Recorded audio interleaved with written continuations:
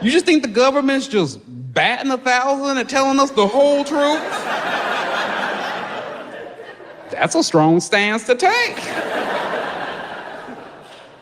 And again, as I said before, I don't like talking about politics on stage or off stage. I don't like talking about things I don't feel like I'm truly knowledgeable in. But I do know this. Our government is placed in charge of all of its people. I'm a father who's been placed in charge of just one son. And I lie to that nigga all the time.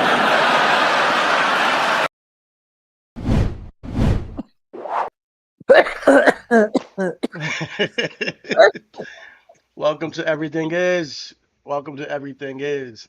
I'm your host, Shitty Bang, and I'm here with my tag team partner, Chris the Most High, right over here. What's good? What's good, my man?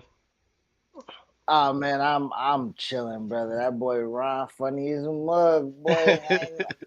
Lying to my kids too, You got a lot of them, man. You got a lot of them. But yeah, man, we're here to thank you for joining us. If you guys are here, we're here episode 12. Episode 12 of Yeah, Everything Is Podcast. Everything is being surveilled. Everything is being surveilled. And the title represents a little bit what we saw in the opening, uh, the conspiracy theories as regarding to this state. But it's not so much of a conspiracy theories because we got some hard proof evidence of everybody in this country, that being the United States of America, being surveilled. Uh, we've been teasing it for about since the beginning of this pod, about these past 3 weeks. And today we're finally getting into the conversation about Flock.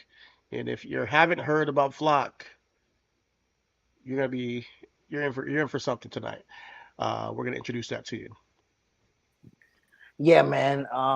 It's been a while since we kind of really hammer in on this topic, and realistically, it's a very important topic. It's a very intricate topic, and it's something that realistically is something that overarchingly is a federal thing, but you have the potential to do something in your local communities. There have been stances, strikes, literally, I think in a little small town in Idaho, if I'm not mistaken, or somewhere in the middle of America.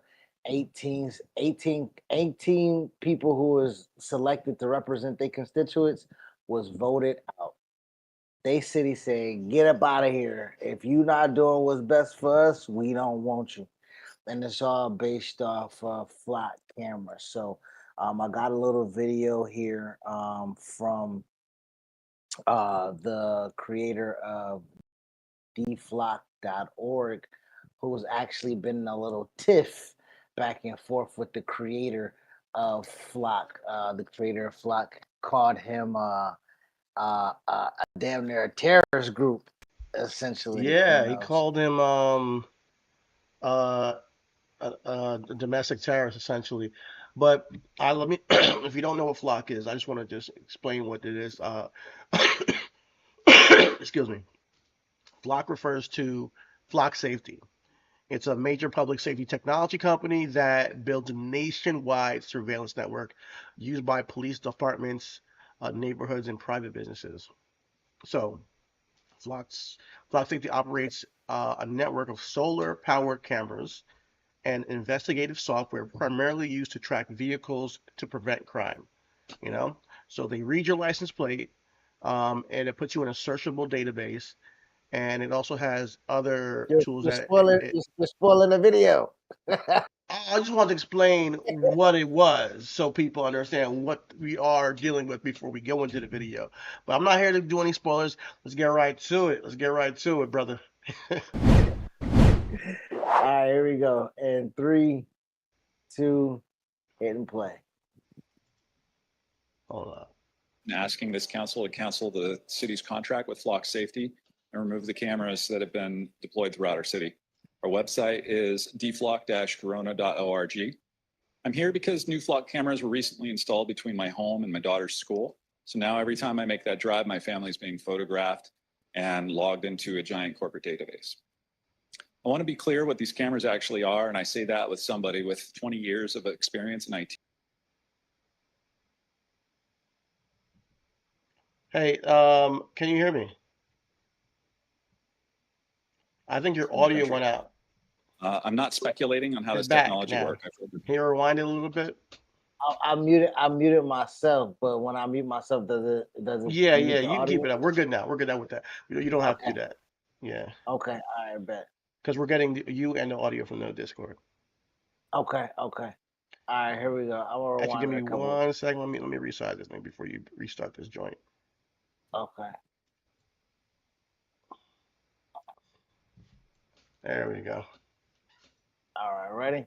All Oh, right, my yeah, let's bad. start. Here we go. It's all Okay. good. Cameras were recently installed between my home-corona.org. I'm here because new flock cameras were recently installed between my home and my daughter's school.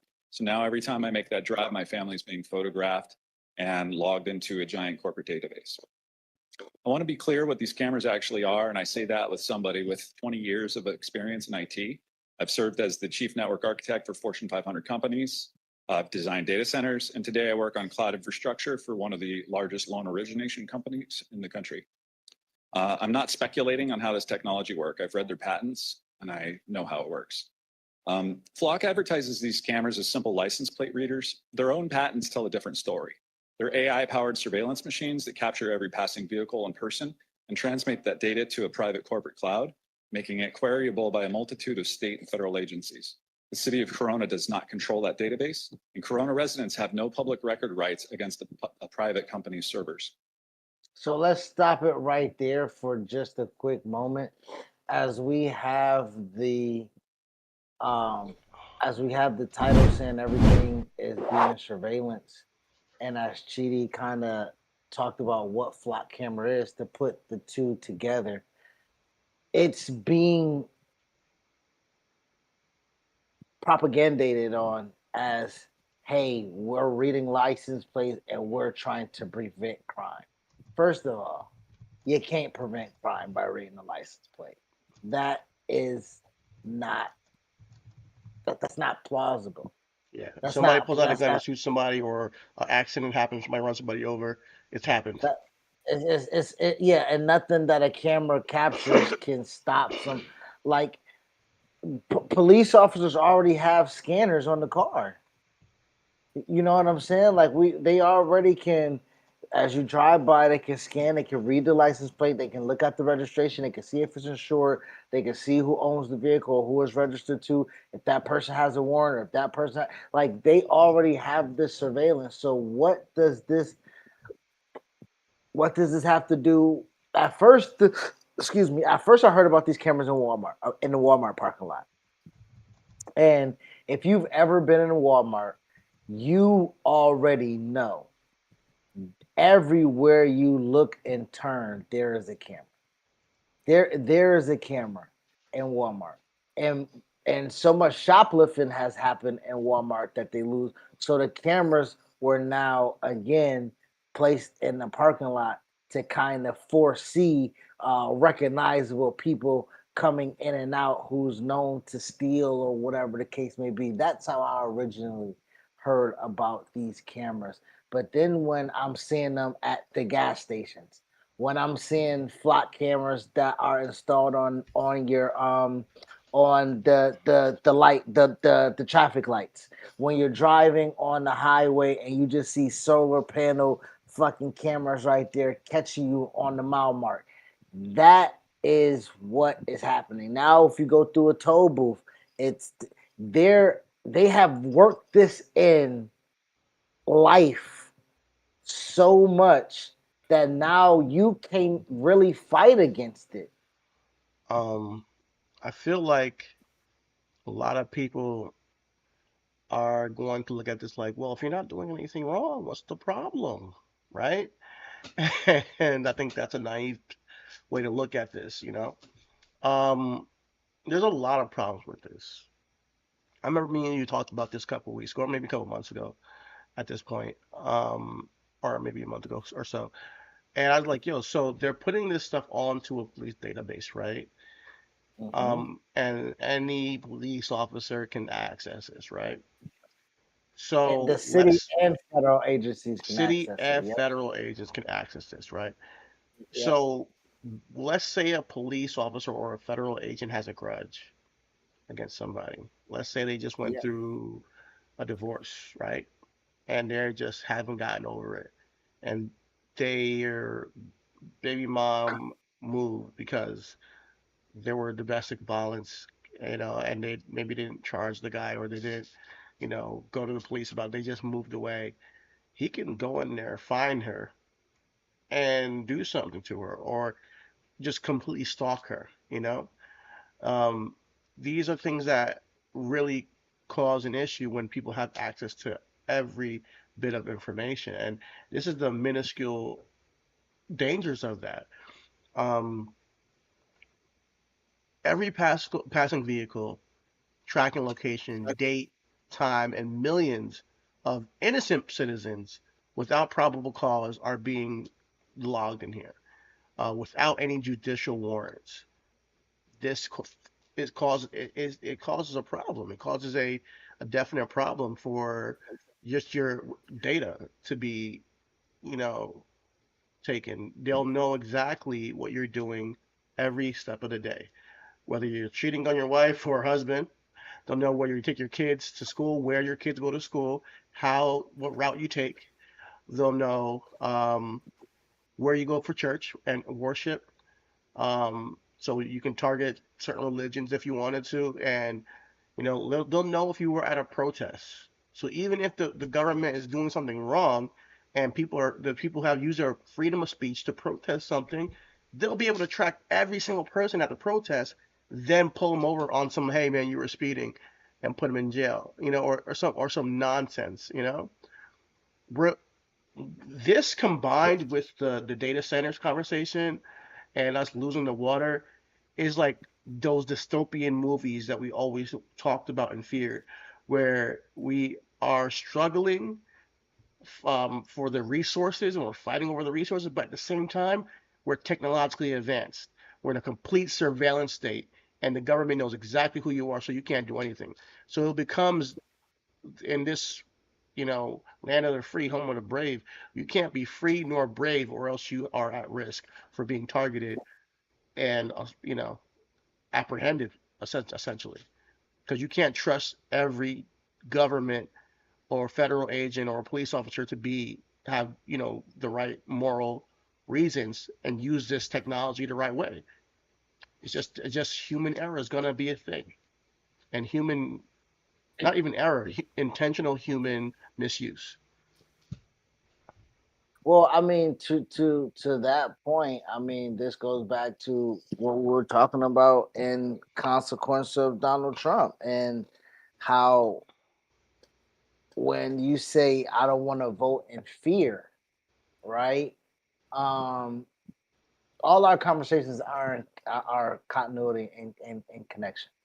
When we talk about not voting in fear, and then we seeing this happen, when we see now that he's in place, and then he's able to give the swipe of his signature to billionaire corporations to run and have law over this and no repercussions. That like, and then now these billionaires have all of the autonomy to move. You know what I mean? Like they like there is no restriction and what it is that they and how they can maneuver, how they can get over, how they can hide in plain sight. And then now to your point, when you say it's an insatiable nature to be to have a racial Racial appetite. backlash, a racist appetite for I mean appetite for racial exposure. Like right now, you to your point, any black or brown or white liberal or Asian American or Jewish American can be targeted. Vehicles are being registered. Vehicles are in the cloud. Your banking information is in the cloud. Hell, your mortgage payment, goddamn, when you make it is on the cloud. Where you work, you snap everything. You put on location on every fucking Instagram post. Like again, we have been a real like a real deal, like giving them permission participant. And then now we're like, oh no, like now I don't really think that's how that works. Now, are we too far gone? Maybe, It will take maybe. a serious, um, I don't know if it's gonna happen in my lifetime, but a Well, he, serious reforming of laws and procedures, and putting in a ton of regulation on these tech companies that what, we have yet to see. I mean, you mentioned it, like the black and brown people will be targeted. They've already come up, did an audit of Flock, right?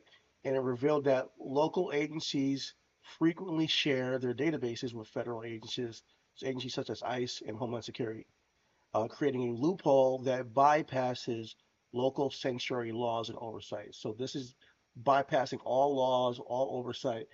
People can now get information that they're not supposed to be privy to, and that should be classified, all that stuff. So these breaches and the lack of accountability, like there's officers have been found using systems as a search engine. Regular officers have been using this system as a search engine to look up old girlfriends, old, whoever, So it's really, really a violation of the. Let me look this up real quick. Let me just make sure if I'm getting the number right. I think it's the Fourth Amendment. The Fourth Amendment of the Constitution protects citizens from unreasonable government searches and seizures. Yep, it's a violation of the Fourth Amendment. This is one of our core amendments. This is one of the Bill of Rights that we have. but this goes back to the conversation I was saying about dumb niggas are operating like they were me in school, bro. They didn't go to class and they clearly don't care about the Constitution. Like we have a sitting active president who has a flock, no pun intended, of people that are going to either bolster him or be a recipient at his of his stupidity, right? And with that being said, is they don't mind leading the herd to slaughter.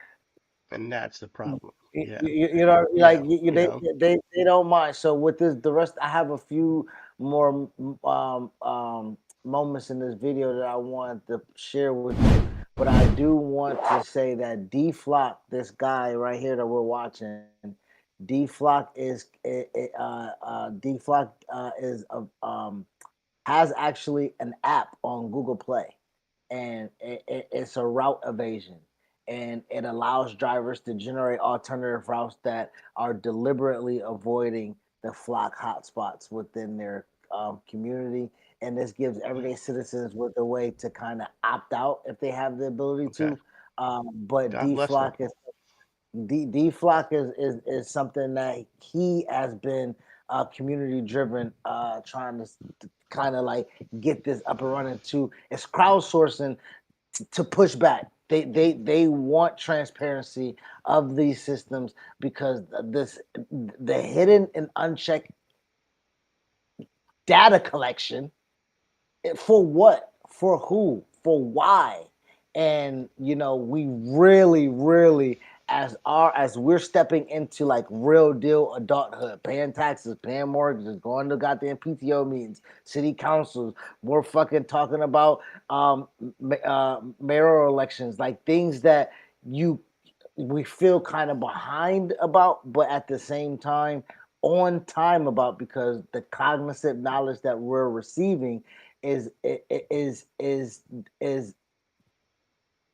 it feels like we're receiving the knowledge to break the ignorance right now when we have the legitimate energy and resources to do so. We're the working class now, realistically. We're the We're the working working class. class, and we're the age of people who make a change. We are the Yeah. ones that will change the history of this country. And we have to decide what this country should be, because these amendments aren't here for no reason, right? And yeah, we have a regime in the Trump regime that they don't really care clearly about the Constitution. Um, there's a level of cognitive dissonance that is being allowed, and a level of brazen, um, what's the word? Just brazen authoritarianism that is being creeping on it's creeping on the United States citizens before they even realize where they are at. Just like people who voted for Trump, had their wife and their husbands locked up and thrown away the key because they were of a Latino descent. I And would vote for Donald Trump. I would they vote. don't, they don't realize that, you know, what's happening underneath the surface of what they see on the what they see on the surface. They are really blind by the shallow. And I think that what we do here is what we try to go deeper than the shallow and give you guys a contextual analysis on where this country is and where this country is going. And So that's even yeah, as we learn. And that's yeah, even as we learn. Like exactly.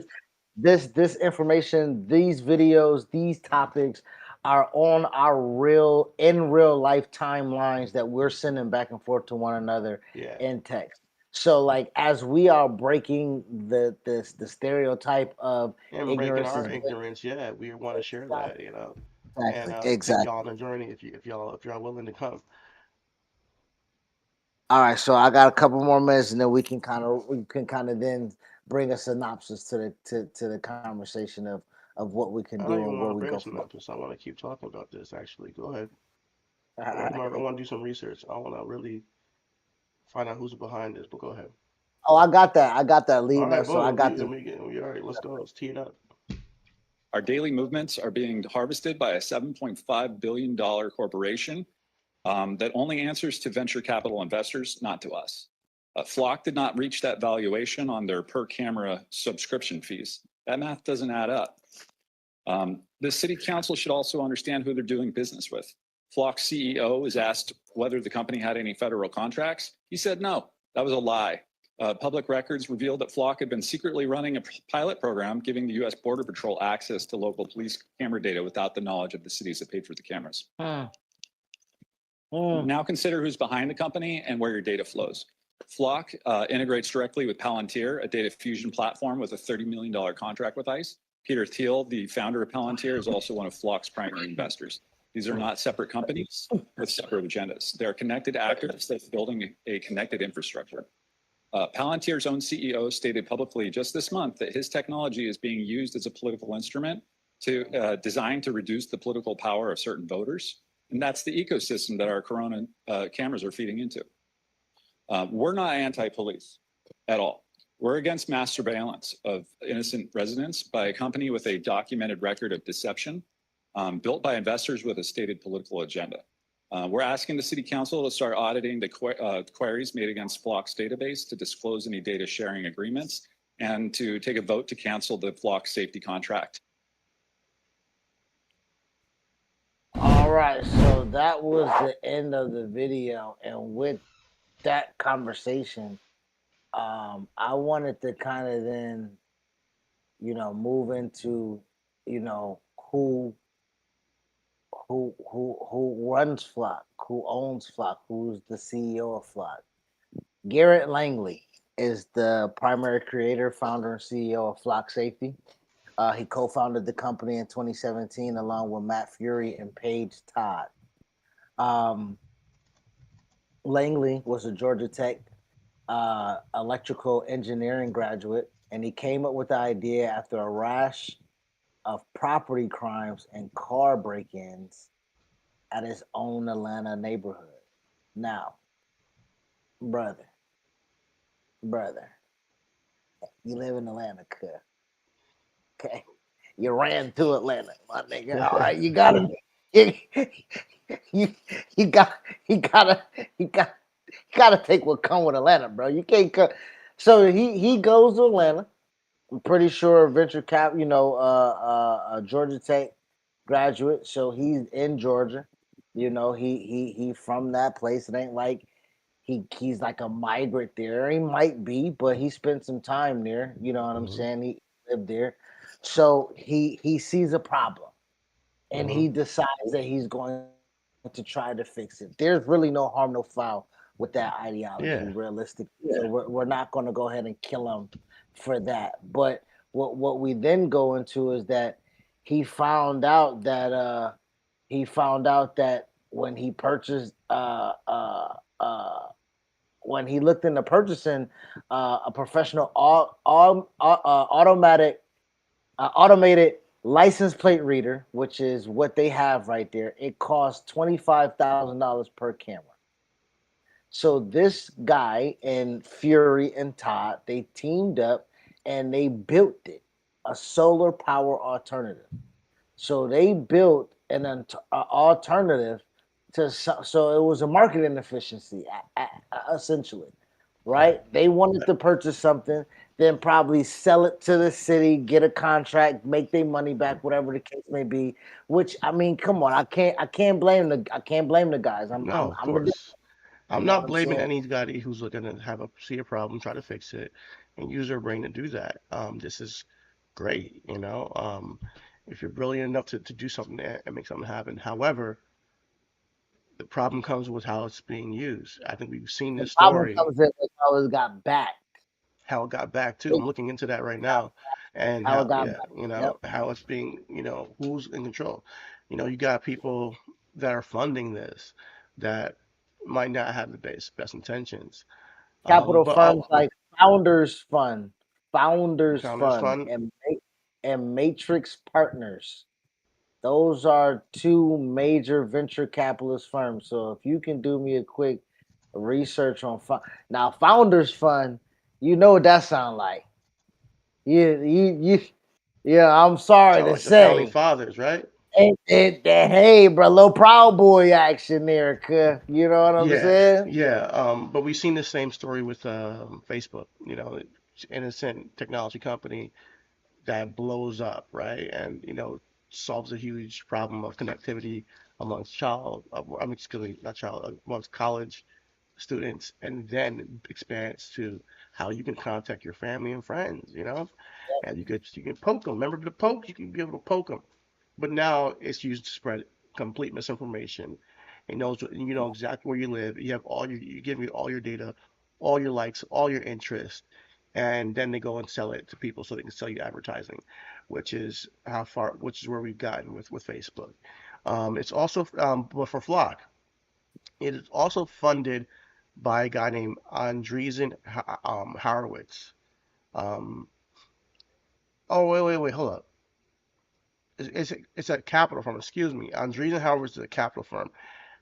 It founded in Silicon Valley in 2009. The tech pioneers Mark Andreessen and Ben Horowitz. They manage a firm of $100 billion in assets.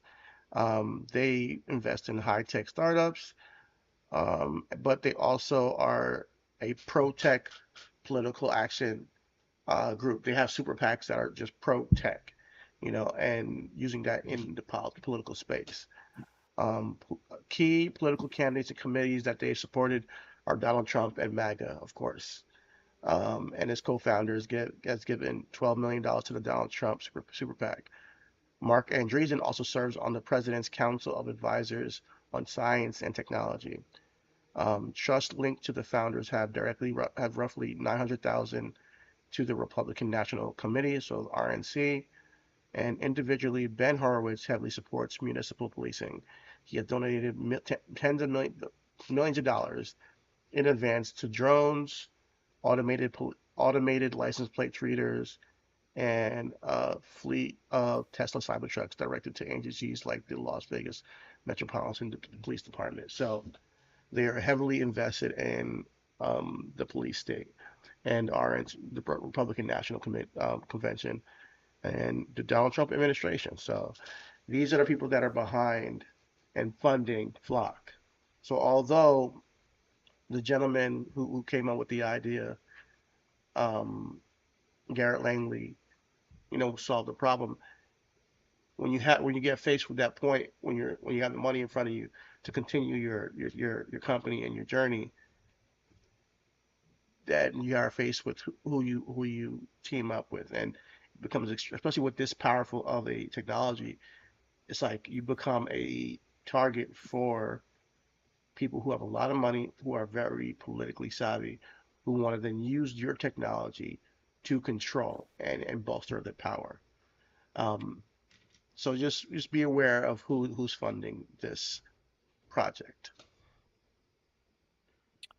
So yeah, you read about Anderson Horowitz. Uh, he the core. He's part of the core financial backing. And then we have Bedrock Capital.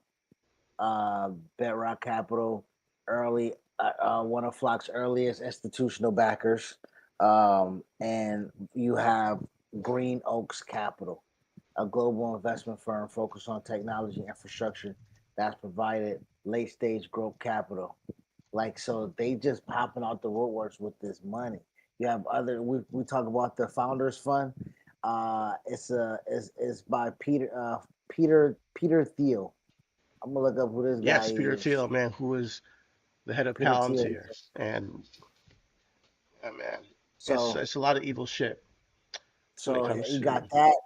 that Tiger Global Management, a New York-based hedge fund and private equity firm. You have Meritech Capital Partners.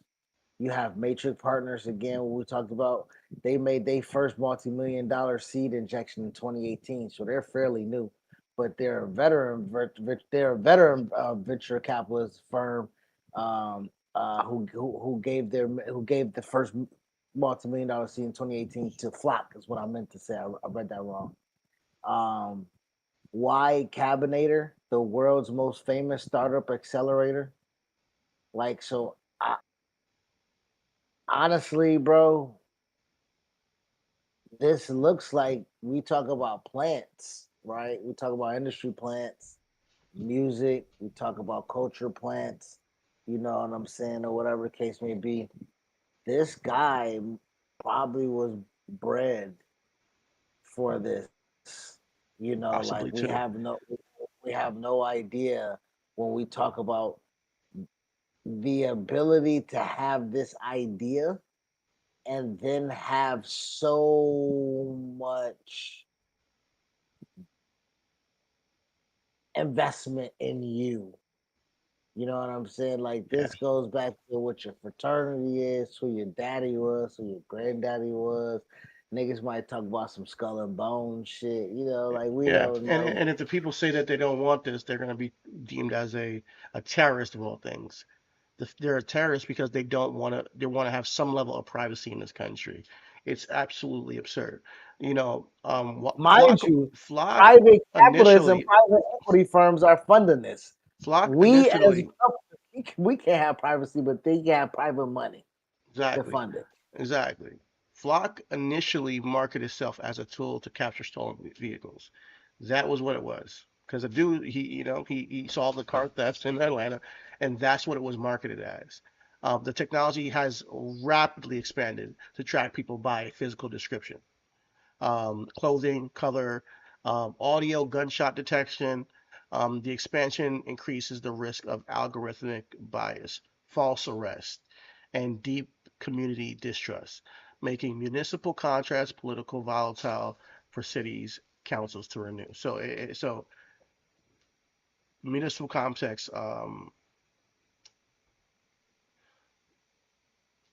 yeah, it's going to be tough. I really hope that these cities try to push back and don't renew these contracts, because the if the people don't want it, they should have a voice, and that's But my biggest thing. it's already 90,000 cameras at work nationwide, They though, can be bro. taken down, and that's the thing that people like. I get it. Like, they can be taken down. It is possible to take them down. And as I let me see, as I talk about the Fourth Amendment, um, you have a right to privacy. I think that people should just know that even though we have our data out there, this country is in law meant to protect your privacy. And if certain things need to be taken in a class action lawsuit to the Supreme Court one day, which I think this is where this stuff kind of will end up, and where a big decision will be made, then it needs to happen. Some people need to take this company to task on what's happening here. Now, before we move on, I just want to talk about the implications of a surveillance state in general. You know, we've all seen it in the movies. We've seen um, Terminator. We've seen Minority Report. All types of stuff where everybody they know exactly where you are at all times, and you can't hide.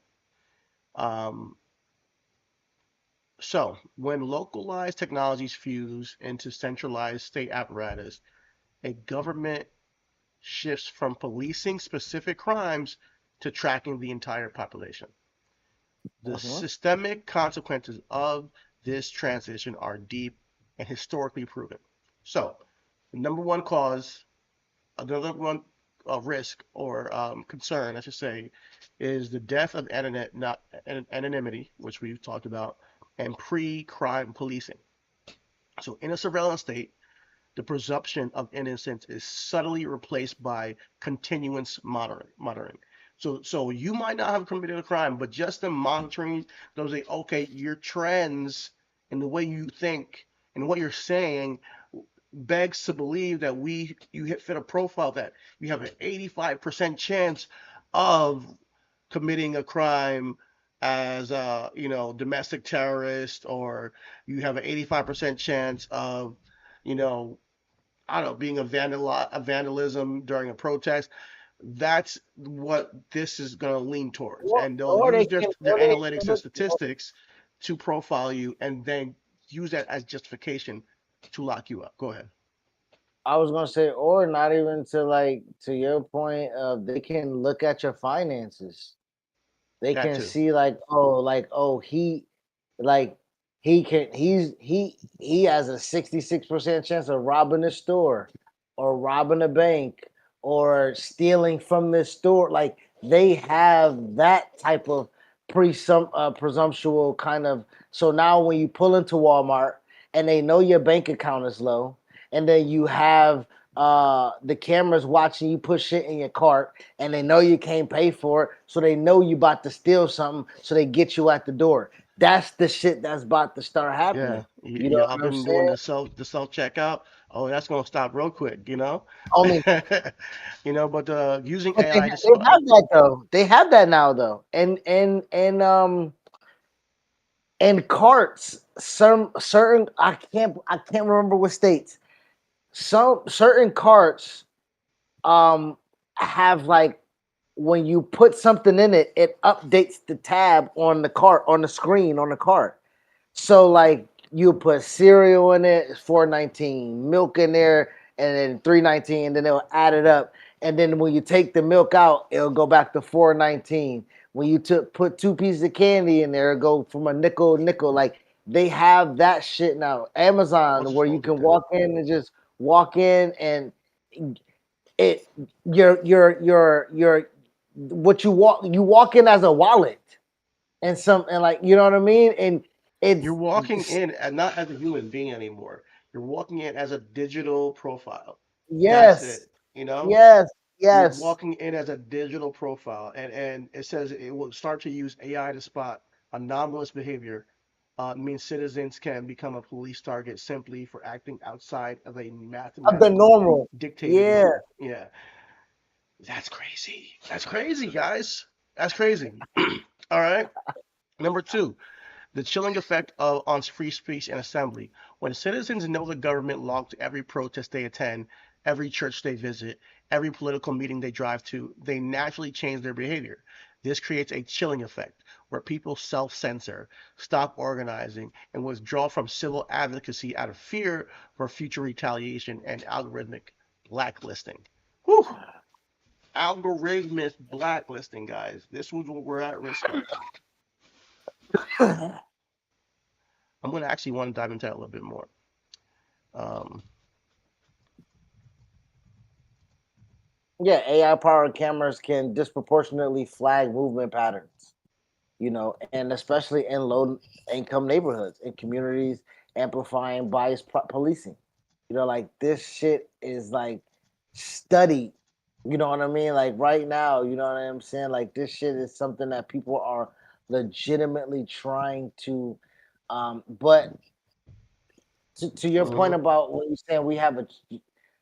I'm gonna be honest with you. I'm gonna be honest with you real quick. I know you about to land on something. Do No, go you ahead. read your do you read your terms and conditions when we No, click on something? no. We done. There's no class action lawsuit. Everybody done it. But I Everybody. didn't, I didn't, I didn't get no terms and conditions for You flock. never you don't know. For flock. You don't know. You For don't you don't. flock. They just I'm put them saying, but cameras up. I'm just saying you. You think But so? You you think me don't signing up to like Google means I can approve flock? possibly That's fucked possibly. up. But I think there should be a That's what I'm lawsuit on saying that. right You there. know, because But that's not if false. Google's the cloud that they basing it off of. So when we log into That's Google, false. That's. I'm sorry. That is not under the pretense of what is logically agreed upon during versus the service given.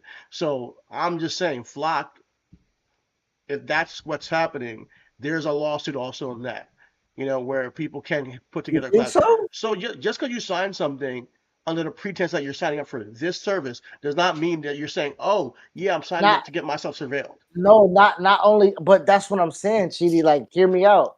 When we do sign up for Google, bro, when we do sign up for Google, we don't know what Google's term because Google surveillance us.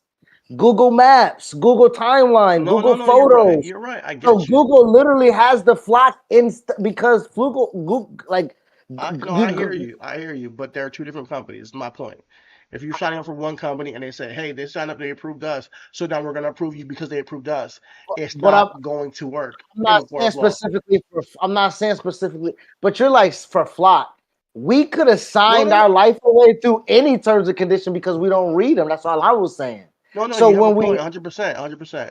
And I do think that we need to be more vigilant on those things, 100%, because we want convenience. But I do believe that, with regulation, there has to be something in place of the logical expectation of somebody who's signing up for a service and what they think they're going to receive versus what you put in those terms and conditions. Don't get me wrong. You can say, yeah, we have access to your data, and they sign it and they say, hey man, they have to actually say we can do there's nothing we can do about that.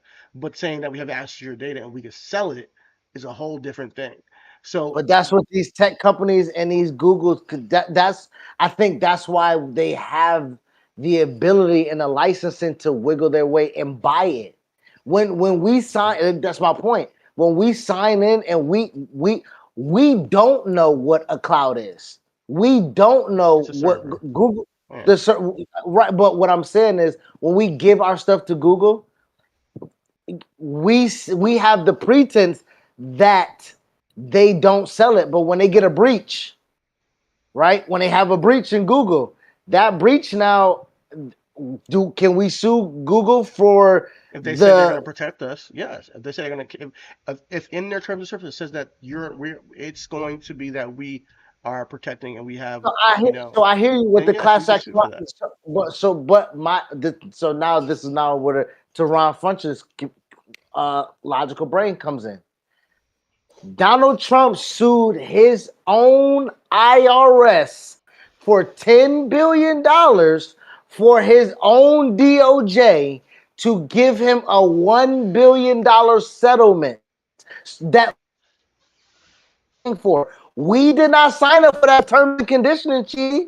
When we served I him mean, as I think it's two different president, conversations. I do think it's but two different what conversations. I am But saying you're is right. that That's crazy. We did not sign up for that as president.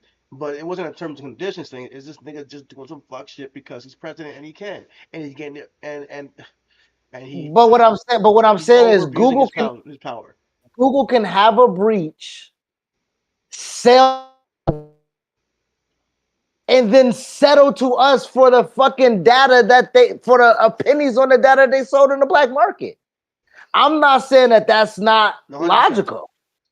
Like what I'm saying is Google can be the front of having all of our data So and the risk is worth selling the it reward regardless, because they're getting on my. billions on the back end. Hey, come on, bro. Yeah, And exactly. they'll settle with us for everybody with a Gmail account for us to get what? $1,000?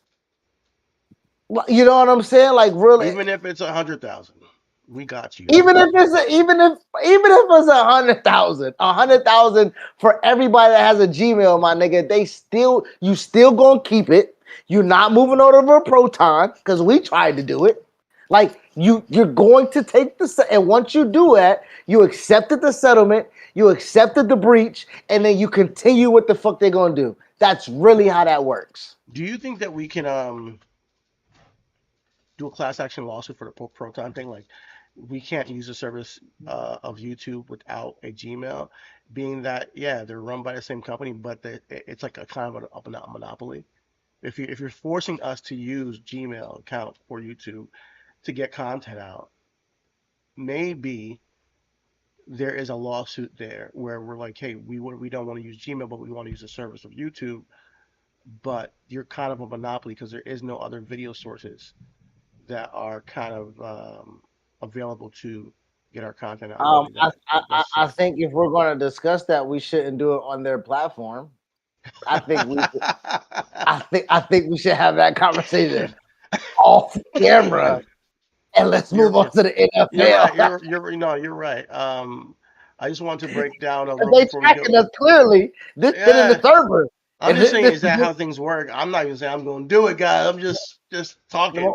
It's once a this go joke. out, It's a joke. nah, nigga, your patterns, they about to start looking at your searches and everything, nigga. We Algorithmic set. blacklisting, algorithmic blacklisting incoming. But algorithm blacklisting occurs when an automated AI-driven system analyzes data labeled a person, specific person or a specific group as high risk, untrustworthy, substandard, effectively locking them out of vital society level systems without human review. Unlike a human created blacklist, which usually states why a person is barred, algorithmic blacklist operates behind a digital veil. It often utilizes proxy data such as zip code, friend networks, vehicle movement patterns to quietly restrict the individual's access to housing and employment, healthcare, financial services. So, the core danger, the greatest danger of this process is that it creates a permanent, invisible trap because the algorithm calculation is a black box. So we don't know how it calculates these things. The victim rarely knows they have been flagged. They don't even know they've been flagged and has no idea what specific criteria triggered the flag and has no formal way to appeal or correct the record. A prime example is a wrongful arrest. So a foundational example of algorithmic blasting causing direct severe harm to an individual is the wrongful arrest of Robert Williams in Detroit, Michigan. This case highlights what happens when algorithmic categorization is blindly trusted by the state authorities. The algorithmic flag. In 2019, a shoplifter stole several watches from a Detroit boutique. Police ran low quality surveillance footage of the suspect through facial recognition software. The algorithm, which studies show are highly prone to misidentify darker skinned and black individuals, scoured the database of driver's license photos and generated a hit, placing Robert Williams on the digital suspect list. So once the algorithm labeled Williams as a high priority or a high probable suspect, human investigators developed a confirmation bias. They built a physical photo lineup around his picture entirely bypassing standard investigative practices. So they just made a whole lineup of black dudes after that and said, all right, we're looking through all this. A store security guard who had not witnessed the actual theft, but was present with the police pre-filtered photo lineup pointed to Williams' picture. In January 2020, Williams was arrested on his front lawn by Detroit police in front of his wife and two younger daughters. He was driven to a detention center and locked in jail cell for 30 hours. During the interrogation, a detective finally showed Williams the blurred surveillance photo of the real shoplifter. Williams held the picture up to his face and asked if the detective truly thought they looked alike. The detective looked closely, realized the algorithm had made a blatant mistake, and admitted, I guess the computer got it wrong. verbatim. Uh, the case of Robert Williams demonstrates how algorithmic blacklisting directly compromises a citizen's safety and civil liberties. It's a presumption of guilt. The police shifted from investigating a crime to executing a mandate of faulty software system. Automation bias, human officers deferred the objectivity of a machine, trusting an algorithm calculation over physical evidence or lack of probable cause. And then systemic replication. If Williams hadn't possessed a ironclad alibi, the legal team through the ACLU, um, if yeah, he had an ironclad alibi and a legal team through the ACLU, the black box calculation could have easily resulted in a wrongful conviction and permanent incarceration. And these are the dangers of a surveillance state, guys. This is extremely, extremely dangerous, and anybody can be targeted. There's so many ways this can be mishandled and misused to hurt innocent people, and this has to be taken seriously. And it has to be as taken as serious as is impacting you. Like, a lot of people don't like to identify with something unless it's um directly impacting them. And realistically, if you are being just look at your Google Maps and you gonna figure out, "Ah, damn, they really know my routes. Like they really know my timeline of where I've been and where I took this photo at, exact location and everything like that."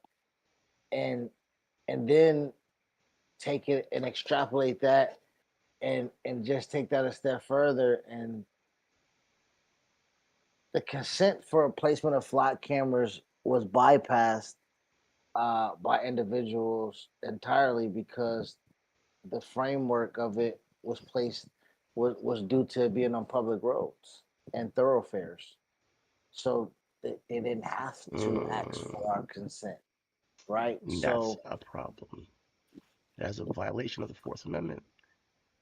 This is a mistake. This is a big mistake, and they are trying to do this under our noses. People need to speak up about this.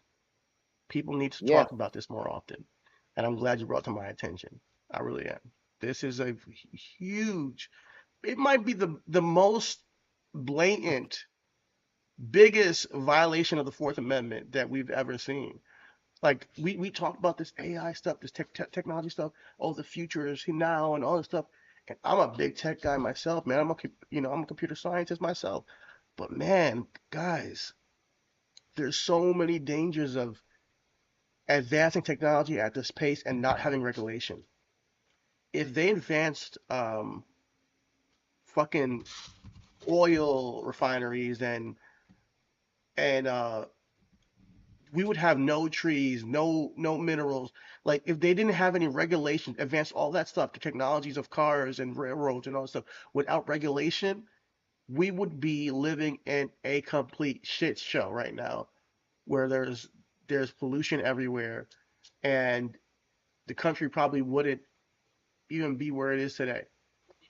If we well, I don't mean, put regulations in on tech right now, we are going to go to a place where we can't come back from. I speak, I hear you, and it's tough for me to say that we're not there already.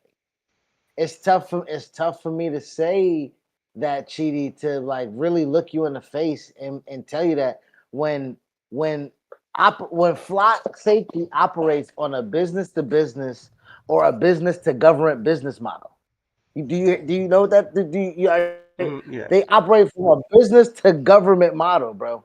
And the terms and conditions is signed with exclusively with the purchasing entity. So city councils, police departments, homeowner association boards, your HOA can install a camera because it's used and it's bought with existing budgets already. You know what I'm saying? Like it can bypass the community vote. It can bypass your neighborhood notification. They can say that they're fixing a street light on your street right now because it's quote unquote broken, and install a camera in the street light or in street lights of your community, of your neighborhood, of your HOA. And what that does is now that creates an algorithm Okay. of And cars and who's walking and coming in and I'm coming gonna out and address when. that. Um, so I'm looking into like different articles right now. It says, hey, are we? And I asked, are we beyond the state of return? Please give me some articles to tell me the truth of like what's going on here. And it says, no, we are not past the point of no return. While the network is Okay, vast with tens of thousands of cameras active nationwide, the modern reality proves that citizens actually can and successfully do dismantle and vote away flock safety ecosystem. Because okay, Flock operates primarily on short-term municipal contracts, short-term contracts with the local okay, city councils rather than centralized federal infrastructure, it remains highly vulnerable to local democracy, public pressure, and grassroots pushback. Activists and local voters are successful fighting back and winning using several effective strategies. One, forcing contract cancellations and deflocking. Because flock relies on local city budgets, residents can directly pressure their elected city councils to okay. defund or cancel these contracts. Which is what I was saying. Like you can still have time. We still have time. It's not widespread yet. Passing strict local laws and compromises when full removal isn't immediately possible due to intense police lobbying. Citizens have successfully forced strict local ordinances that legally neuter the AI's most dangerous features. Troy, New York, city leaders locked horns in a massive political battle, resulting in a strict new framework that explicitly bans the use of flock cameras, for tracking immigrants or monitoring the First Amendment activities, alongside enforcing mandatory annual audits. On data deletion mandates, activists are pushing local legislation to slash Flock's standard data retention window down to 24 or 48 hours. Forcing immediate deletion prevents a company from building a permanent searchable historical map of your life. Um, and then there's three state level bans and privacy firewalls. Voters are taking the fight to state legislatures to block out of state weaponization of local data. State laws such as those passed in Illinois explicitly block out of state police forces from using local license plate data to track people crossing state borders for reproductive health care or gender affirming care. Um, and then four, constitutional battlefield. The ultimate check on flock ecosystem is the judicial system. Landmark legal battles are moving through the courts right now. In California, drivers backed by civil liberty groups filed lawsuits arguing that mass vehicle tracking constituents are warrantless, unreasonable search that explicitly violates the Fourth Amendment. Duh.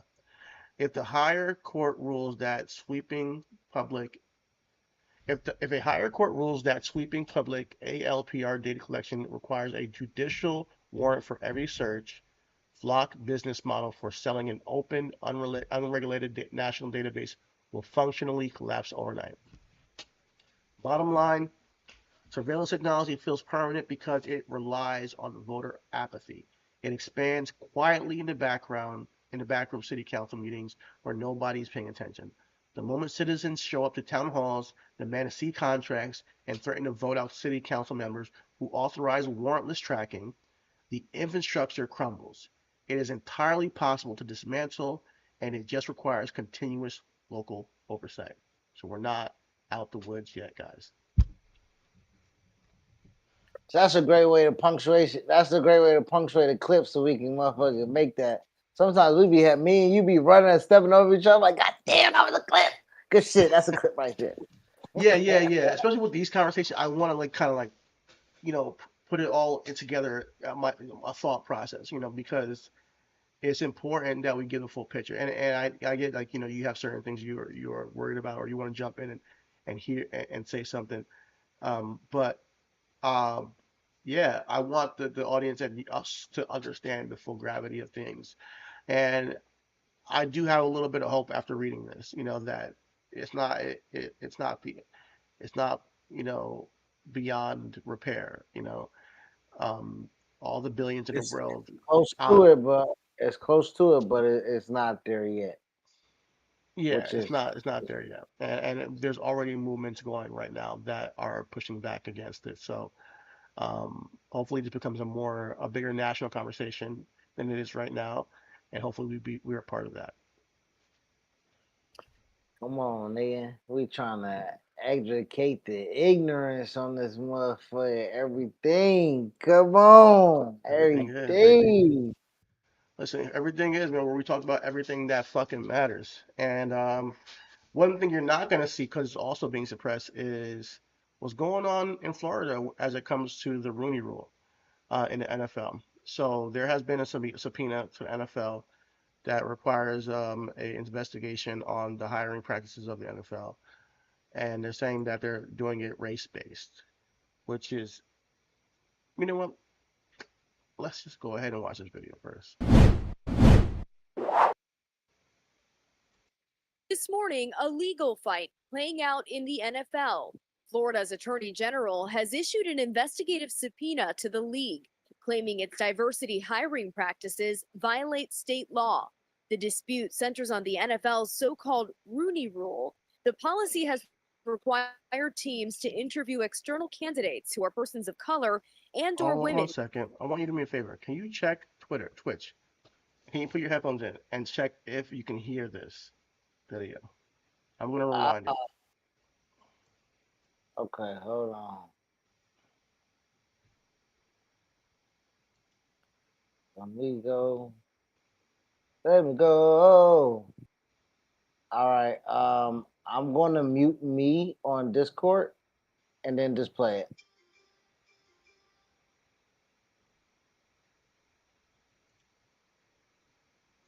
All right, give me a thumbs up if you're ready.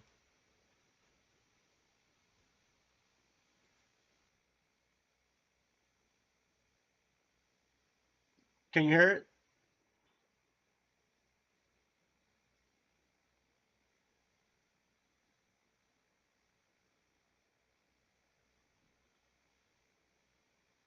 The policy has required teams to interview external. The policy has required. Are you hearing it from Twitch though, or are you hearing it from Discord? Oh shit. Well, hold on. I gotta. Let Bear with us me here, guys. let me mute Discord. Me. You know what? I'm gonna mute Discord and I'm just gonna play the video. It's very quick, all right? Okay, go ahead. Cause yeah, all right.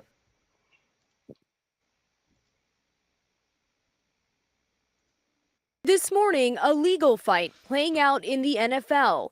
Florida's Attorney General has issued an investigative subpoena to the league, claiming its diversity hiring practices violate state law.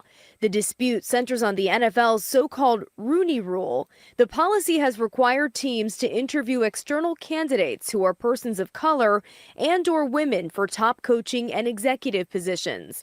The NFL adopted the rule in 2003.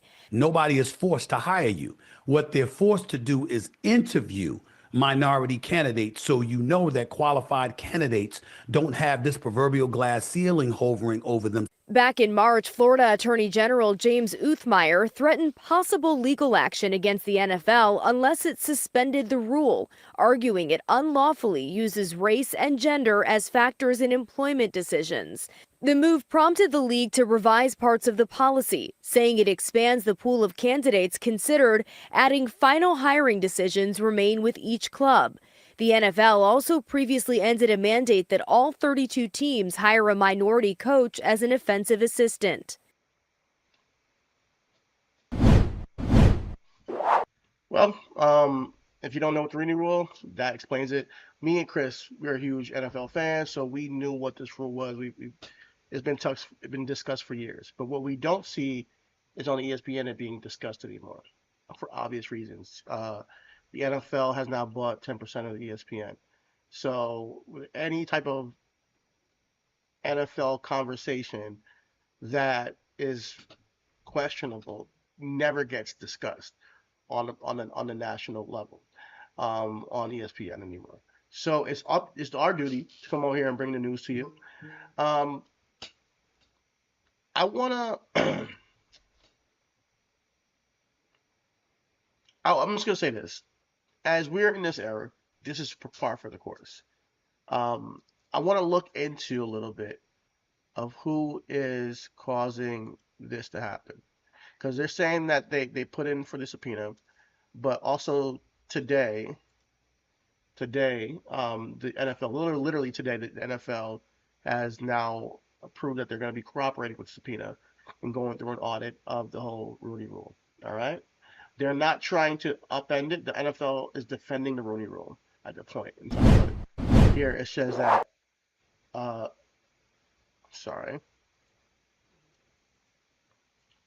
NFL Commissioner Gravito says that the league is cooperating with Florida Attorney General James Uthmeier after being issued a subpoena. Uthmeier sent the subpoena to NFL on May 13th as his office investigates whether the league has committed a potential civil rights violation related to the Rooney Rule and the league's other employment practices, policies, and programs. I think we have been very clear about our programs, and we obviously evaluate them all the time, not just for how they get better, but also to make sure that they're consistent with the law. Goodell said Tuesday at the NFL Spring League meeting, we're engaging with Florida's Attorney General and will continue to. We'll share everything we're doing with them. We think it's certainly within the law, but also something very positive. So he's standing by the Rooney Rule. Um, but Uthmeier said in a letter to Goodell that the Rooney Rule amounts to blatant race and sex discrimination. I wonder what he means by that. Race and sex discrimination against who?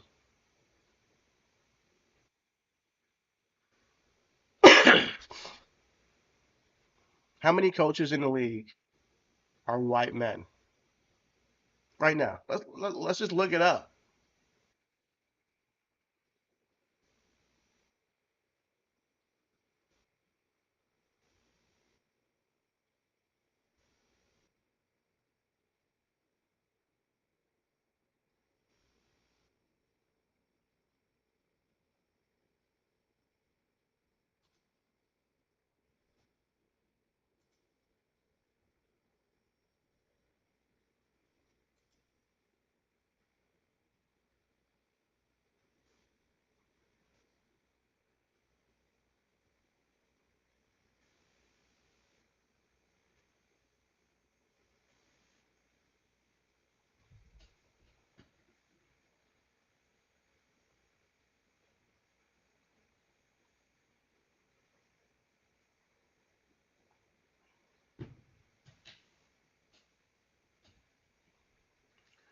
Listen, black men, women were not getting any interviews. It didn't matter how good you were as an offensive coordinator. It doesn't matter how good you were as a defensive coordinator. It doesn't matter how good you were as a freaking tight ends coach, DB coach, whatever. They weren't getting interviews. The Rooney Rule is in place for at least. At least you got to see. You can't just interview a bunch of white men and end your coaching search. That's all it is. Come on, throw somebody else in there. That's not white a white man. Throw in a white woman. Throw in a black man. Throw in a Latino, Chinese, whatever. That of diversity. It's about diversity. And yes, black men were not getting even interviews, no matter how good they were doing as coaches. And it held them back. There was as Stephen A. Smith said in the first clip, a proverbial glass ceiling. We've seen now black coaches win Super Bowls, Mike Tomlin. We've seen black coaches, Todd Bowles, now who are incredible coaches. Brian Flores, who was a great defensive coordinator. Hopefully he gets another head coaching opportunity. But now this guy is trying to say that it's somehow discriminatory against white men. And I know you want to play devil's advocate, but I want you to explain to me, is that even logical?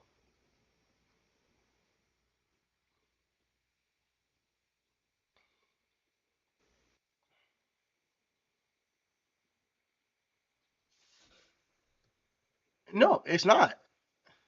Chris Manola, listen, you can get frustrated all you want. It is not even close to being the same thing. This is literally not saying that a black person has to get the job. It's just like you have to interview one. You have to interview one black person or somebody of diverse nature. Robert Saleh for the Jets got the job. He was the only diverse candidate, and he ended up getting it. Is it against white men if you interview a whole bunch of white men and one diverse candidate, and hey, lo and behold, the diverse candidate is the best guy for the job? But there's a bunch of teams who interview a whole bunch of white men and a diverse candidate and hire a white man still. So explain to me.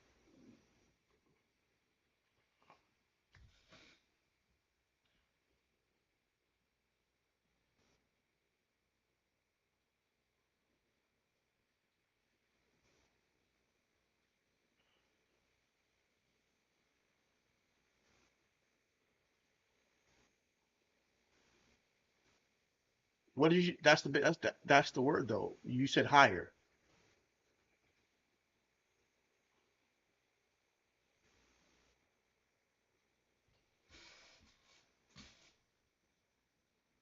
and those are two different things. Interview and hire are two different things. So that's what makes them two different situations. Am I wrong? I know you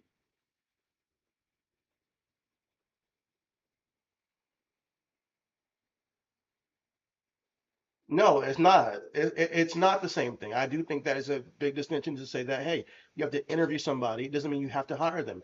Plenty of play people have been interviewed and not gotten a job. So you're saying that not being mandated to not just interview white men is discriminatory to white men? Let's be real.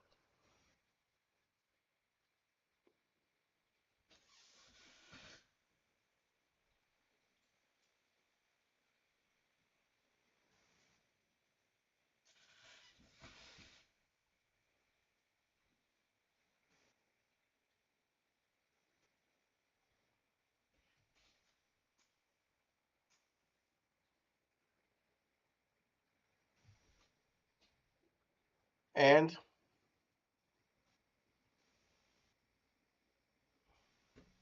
pay for that guy's dinner at least. Listen,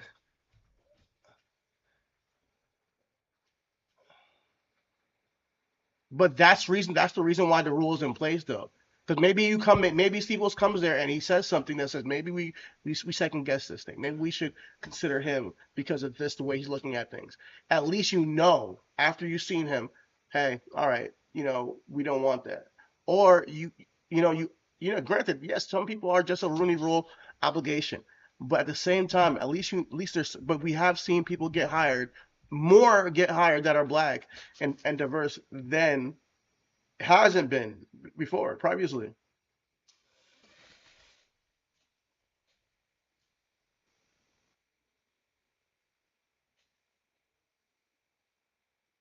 Okay, you know what? I'm not gonna say it. I'm not gonna talk about it. I'm gonna let one of our favorite guys say it. Bomani Jones. Let's go. The problem with hiring as it relates to race in the NFL is not the Rooney Rule. The problem is not that the Rooney Rule is ineffective. That would be like saying that the problem with cancer is that you can't fix it with an aspirin. That is not about the limitations of aspirin. That's about the problem with cancer. And the NFL has a cancer of racism when it comes to hiring people at these levels. The problem in this case is the white people who do, or more accurately, do not do some of this hiring. The issue there is them. The issue is the owners. It's all these people on top. They are the problem. I don't think that we could ever truly have any measure of solution on this until we are more honest about who the issue is. The issue is the people who ultimately decided to enact a Rooney Rule just because Johnny Cochran, rest in peace, was about to sue them into the ground.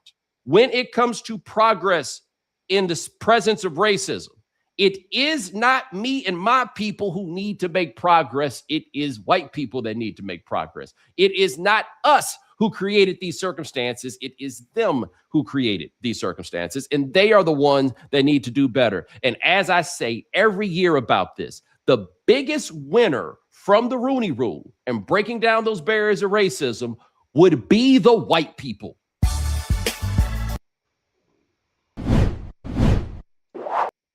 Let's see.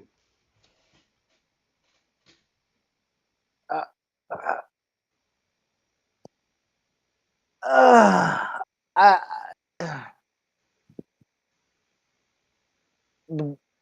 what everybody's saying is the same thing. The Attorney General is saying the same thing. Bomani's saying the same thing. I'm saying the same thing. You're saying the same thing. Sure about that.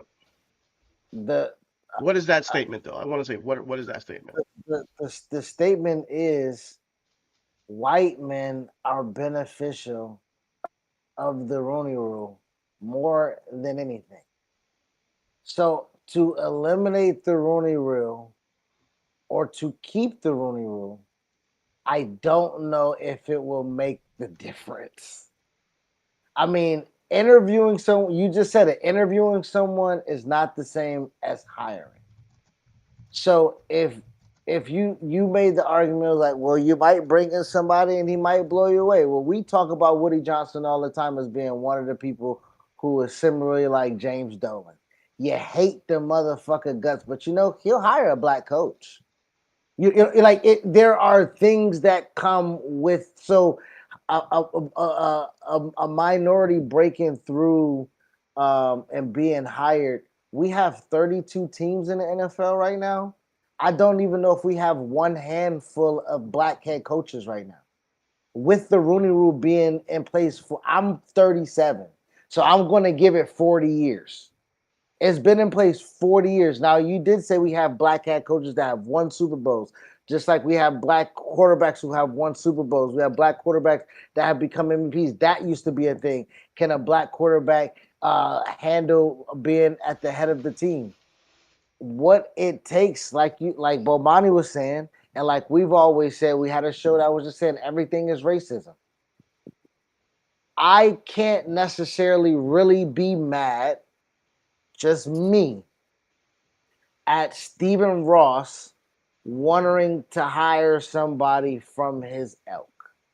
Because I know if I was in a situation of power, like a Tyler or like Tyler Perry, whatever the case may be, my first ideal would be to hire someone that looked like me and represent my ideology. And So that's I where me don't. and you are not saying the same thing, because it's not that we're saying it's just benefiting white people. I do think that it does benefit Stephen Ross to get in front of a black man or a person of a different race and not just have a whole bunch of white guys come in and sit down in front of him. Even if he ends up hiring a white man, he gets to But at he's the least one that hired Brian Flores. huh? He's the one Right. that hired Brian There you go. Flores. Exactly. So my point is, does that happen if not for the Rooney Rule? You know? But no, but this is what I'm trying to say. Brian Flores, you said I hope he gets another head coaching job. He won't, because he's suing the NFL because Stephen Ross, the owner, was trying to pay him to lose. Like Yeah, you're all right, 100%. That's a whole separate issue. But you only do that for black coaches. You don't do that for white coaches. So I'm setting this black coach up to have a losing record. I'm setting this black coach up to be the fall man. I'm setting this black coach up to be the bridge head coach because my guy, Jim Harbaugh, that I might want for Michigan is not available. My quarterback, Tom Brady, who I might want for Michigan, might not be available. Like, you have an ideal of like, yes, there are fall guys. So the Rooney Rule is the ultimate motherfucking like ace of spades that can walk when the big joker's been played already and it's off the board. Like and to your point, Robert Saleh. Go ahead. Go ahead. No, I was No, gonna you say. just go ahead. I was just gonna say, you can say what you want to defend the attorney general. Doing some anti ship down any type of privacy made to um, any anti-racist policy. This is the same thing they're trying to do with affirmative action. It's the same thing they're trying to do with DEI policies. And we act like they're not there for a reason. when Bomani Jones says that the problem is the mindset of these white people who are making these choices, I do think that is a problem, bro. The I didn't majority say of the it's not league, a problem. I know that. That's not what I said. I didn't say you said it was a problem. I said I think that's a problem.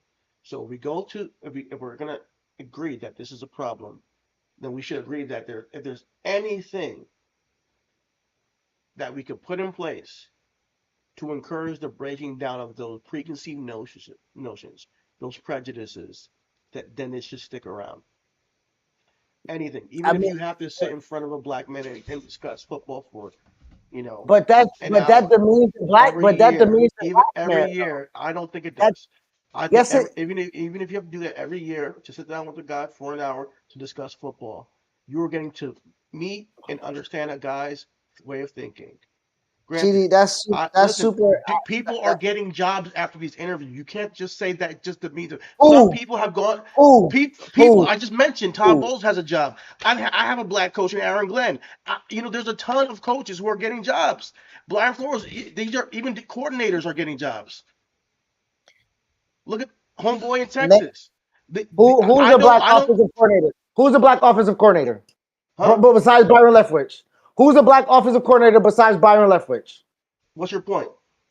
That's the point. The Rooney So Rule that's is the in only place. thing. The only thing is that No, there's Byron Leftwich is an offensive coordinator, and because there's not an offensive coordinator that's black, that's part that means of that the the Rooney Rooney Rule is just throw Rule. it out, right? Chidi, Because that's there's part black of offensive the. coordinators, I'm there's black head coaches, but no, you're just Chidi, trying to focus on offensive coordinators, huh? no. That's it. I already said the head coaches, nigga. You named three black head coaches on a 32 teams. But that means the Rooney Rule is encompassing of all that, not just the No, fucking nigga, that's offensive because the coordinators.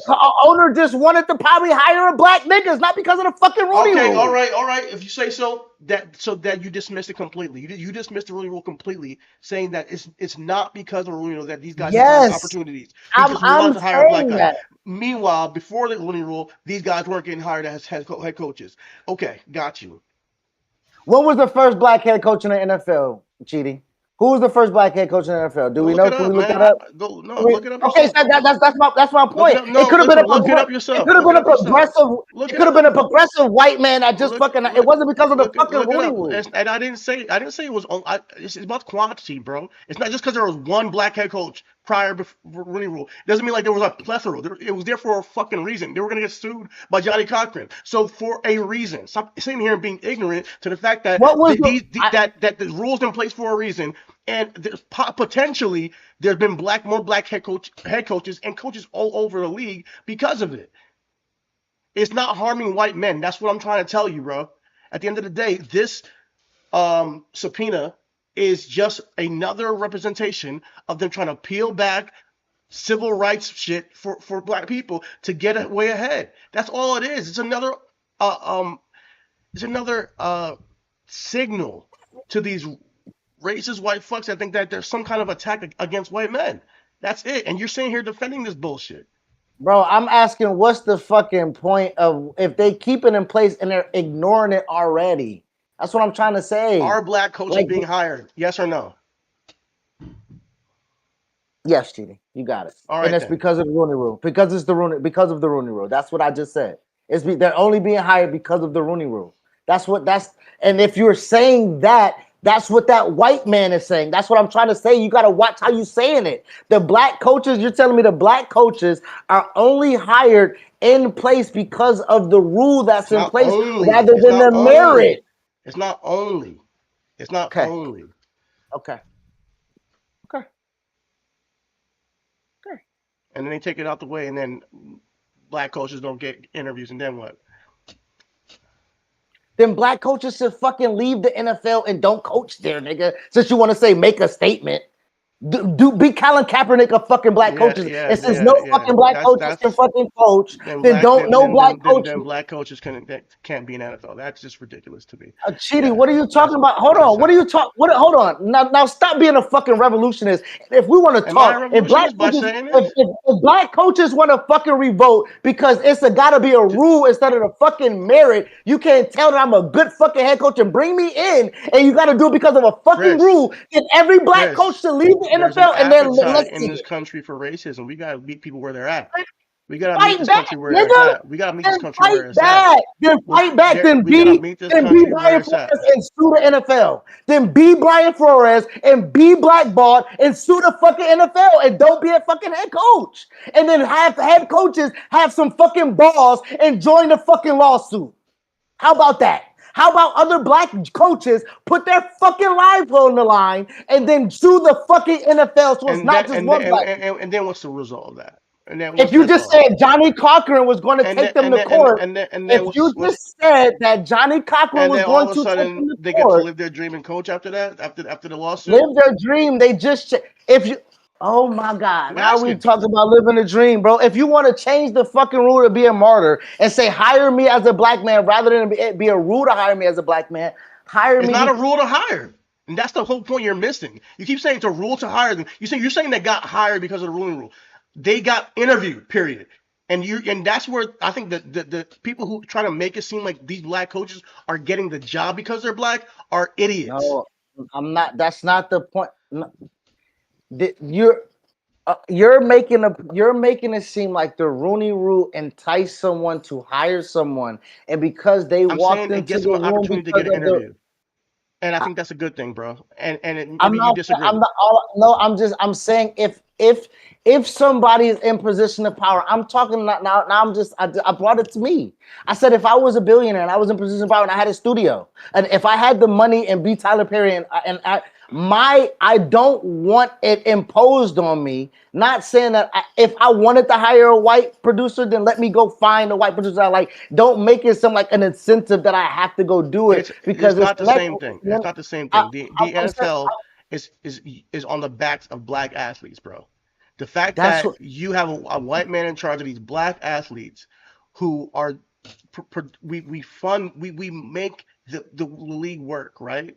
And there's no representation in the coaching or in the front office of black excellence or black guys who are, educated enough to do the job, and you won't hire them or you won't even interview them. You won't even interview them. That is an issue, bro. That is an issue. So yes, we do, and I think we need more diversity in other fields, bro.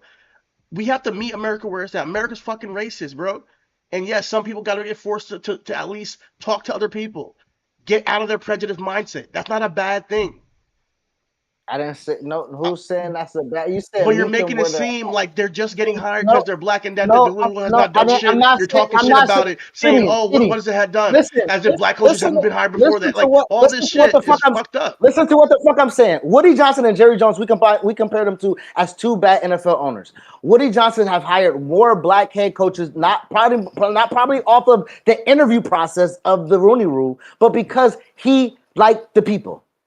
Jerry Jones has not had a black head coach ever. And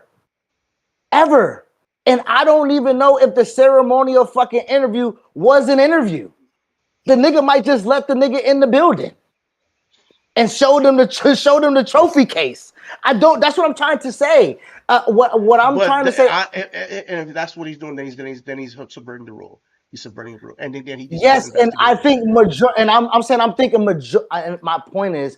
I'm thinking the Morris, the Giants. The Giants never had a black starting quarterback until Russell Wilson last year, or the year before last year. Guess what? After that performance, it's gonna be another 50 years when they have another motherfucker starting there too. Because what I'm saying is, it's you can have something in place, but it doesn't necessarily they can circumvent it. And what I'm saying is, you're saying it doesn't diminish a black man to go. What I'm trying to say is, use the other side of your brain on this. Is where I'm operating from. I use Steve Wilks as a situation. Steve Wilks was a defensive coordinator. He was supposed to be next up and heads up for that Carolina job, if I'm not mistaken. He was the interim. To bring him back after he came in I can't remember the process of it, but Steve Wilks gets looked over time and time again. He's a famous Eric Bieniemy. There are famous ceremonial, let me put on my suit and tie, kiss the wife, get on the plane niggas who get on that plane and are legitimately depressed. No, bro. They don't have to go on those interviews. They don't. They can get on if they I can say know. I'm Okay, so declining it, and they have. I've okay, and that's what I'm trying to say. If it's systemic, when they don't go with the dog and pony show, when you get a Colin Kaepernick who say, I'm not about to perform here, I want to perform here. Or if you get one of those heck who declines the option to go, they don't really have that option. They won't get another interview. They'll find another black face to fill that ceremonial interview. If you were to, because these owners do call and talk, right? Like these do. He blew me. listen. The He problem, blew me the off. problem is not the Rooney Rule, and it just there are No, problems. There are problems with the process for sure, but the problem is not the rule. Like just like Bomani said, the owners being just doing it for show. Yeah, that's an issue. If you're not giving a person a real serious interview, it's a problem. But that's not the rule problem. The rule is there because this country is racist. The black people are only 13% of this country, guys. There's more white men in this country than there are black people altogether. So we gotta put this in perspective, and all the money at the top is with a lot of white men at the top. So I want this to be in perspective. There's always gonna be an uphill climb for black people, and anything that gets us in front of the people and in the room is a good thing. the Rooney That's how I Rule was look at it. established. The Rooney Rule was established in 2003.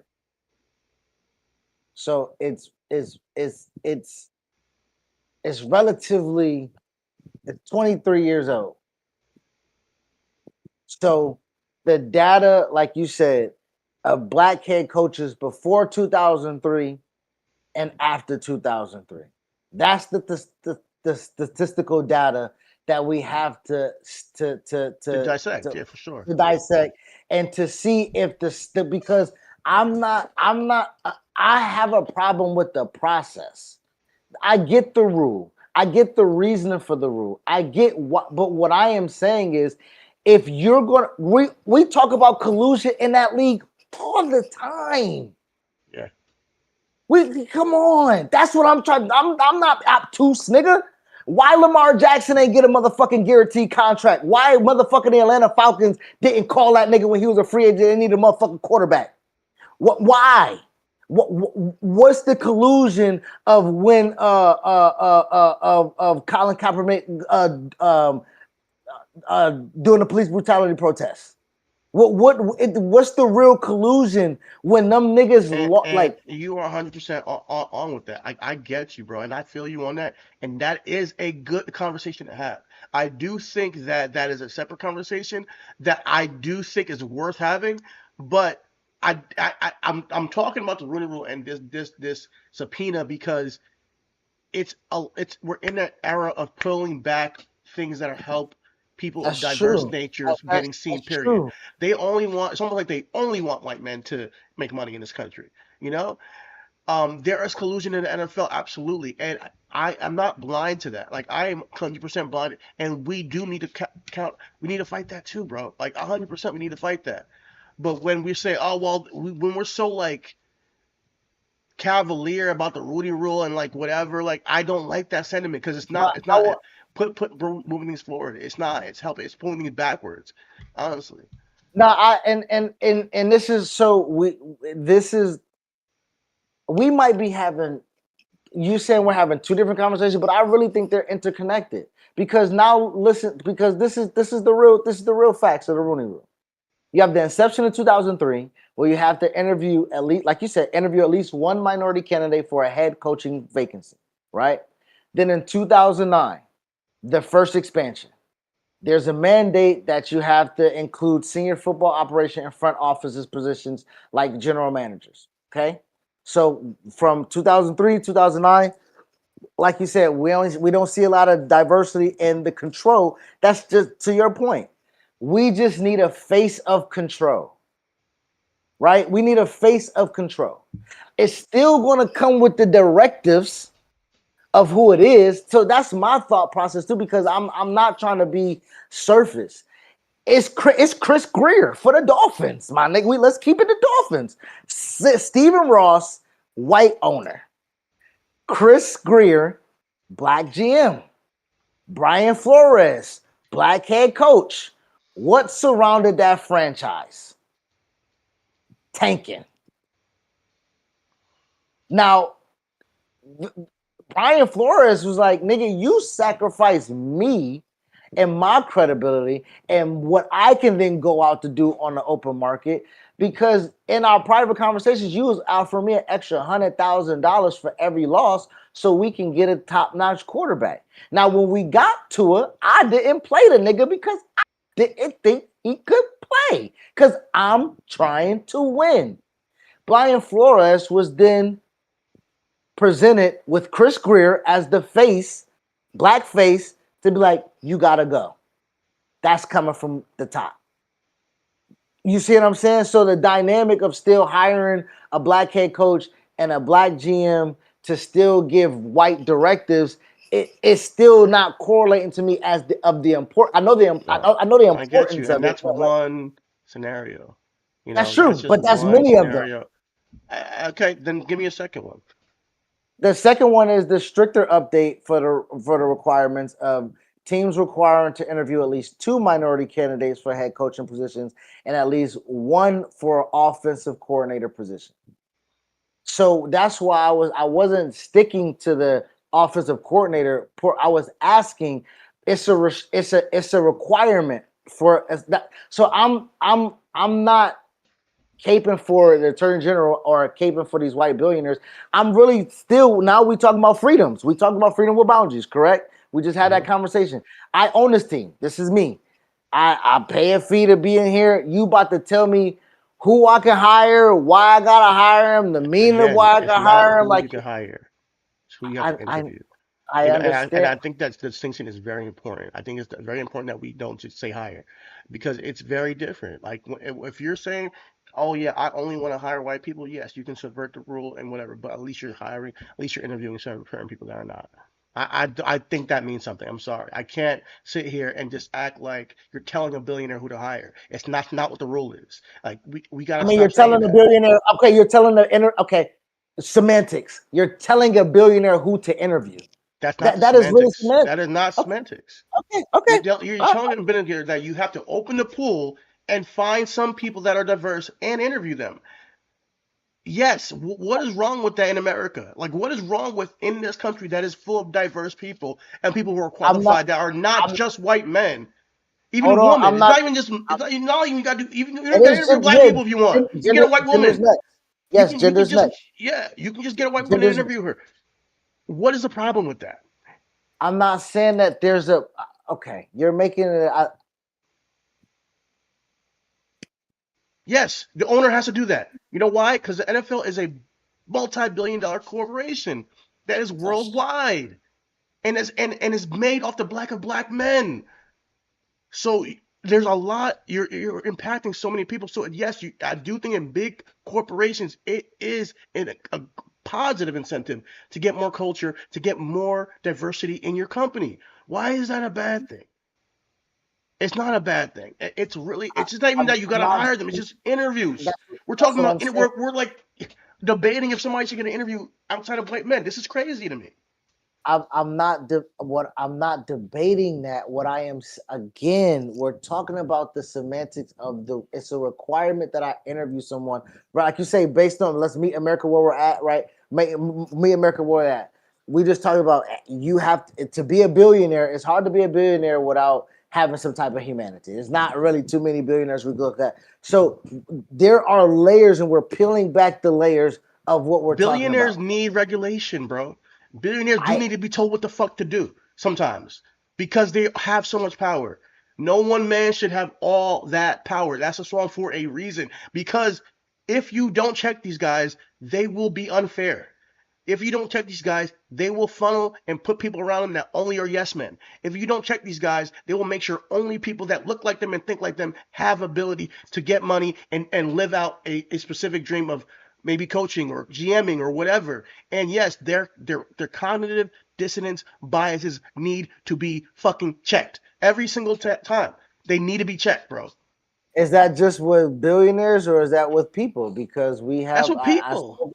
because I mean, people do have their prejudice and want to work with their people. They want to work with, they want like everyday, day to This day is America. If you operations. want to work with people that are just you, go to a country that's predominantly white, or go to a country that's predominantly Why, white or why, black, why do I have or to do that in predominantly whatever. America if I have the ability to do that in America and I own my private and I own my company? Like, why are, that's what I think that, and that's why I feel like I'm on the I wrong want you to side of understand history something. when I'm arguing that. It depends on the the impact of your company and how big it is to me.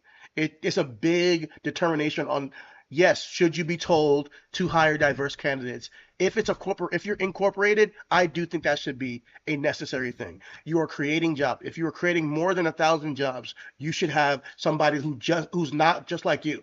I'm sorry, if you're creating more than 1,000 jobs, you should be demanded to interview people that look differently, that sound differently, have different ideas of thinking, different cultures involved. When you, I don't care if it's IBM, I don't care if it's Apple, I don't care if it's Google, Amazon, whatever it may be. Yes, you should be forced to interview people that are not just white people. It's now if you're making like a home kitchen, or you're making a mom and pop shop, you shouldn't be forced to hire some random kid No, down the street I'm that not. I'm not. saying- it's just I'm talking about. different. I'm talking about $1 billion studio. I'm talking about a studio. I'm talking about for me to make a film and be nominated for an Yes, Oscar, yes, and I yes, like I yes. have to be like, you know what I'm saying, so what I'm Open your saying is, brain up and mind up and hire a white cameraman, Chris. There's nothing wrong with that, or not even hire. Talk to one. Have an interview with the guy, and still go hire the black guy maybe. But yes, the cameraman.